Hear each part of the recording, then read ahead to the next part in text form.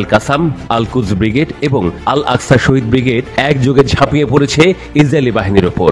খান ইউনিসের কেন্দ্রে আল মুজাম্মা স্ট্রিটে একটি ইসরায়েলি সাজোয়াজান লক্ষ্য করে ছোড়া হলো ইয়াসিন 105 রকেট। গর্জে উঠল আগুন, গার্ডার ধসে পড়ল, আর হঠাৎ দেখা গেল ইসরায়েলি হেলিকপ্টার উড়ে এসেছে আহতদের সরাতে।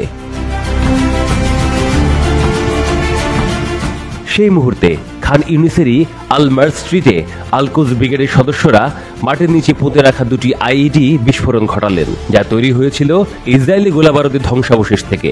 একের পর এক বিস্ফোরণে গুঁড়িয়ে গেল একটি শক্তিশালী মার্কাভা ট্যাঙ্ক। ধুলোর ঝড় কেটে গেলে দেখা গেল লৌহ বর্ম ছিন্ন ভিন্ন এবং প্রতিরোধ যোদ্ধাদের চোখে বিজয়ের দীপ্তি। উত্তরে আল গারারা শহরে আল আকসা শহীদ ব্রিগেডের যোদ্ধারা ASSEF-3 উচ্চ বিস্ফোরক ডিভাইস ব্যবহার করে একটি ইসরায়েলি রণযান লক্ষ্য করে আঘাত হানেন। আঘাতটি ছিল নির্ভুল। কেউ জানে না কতজন ইসরায়েলি সৈন্য আহত বা নিহত হয়েছে, কিন্তু প্রতিরোধ বাহিনী জানায় এই আক্রমণ ছিল নিখুঁত।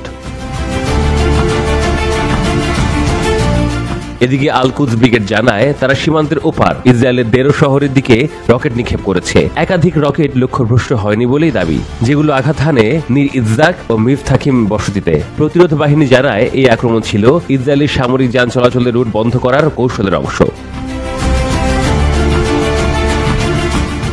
তবে সবচেয়ে নাটকীয় ঘটনা ঘটে গাজা শহরের সুজাইয়া হুদা স্কয়ার এলাকায়। আল কুদস ব্রিগেড এখানে একটি জটিল ঘাঁটি অভিযান পরিচালনা করে। প্রথমে মাইনফিল্ড বিস্ফোরণে বাধা সৃষ্টি, এরপর পালিয়ে বাঁচতে গিয়ে ঘরে আশ্রয় নেয় ইসরায়েলি সেনারা। কিন্তু সেই ঘরেই জুড়ে দেওয়া হয় গাইডেড মিসাইল ও টিবিজি শেল, যার পরপরই শুরু হয় সংঘর্ষ।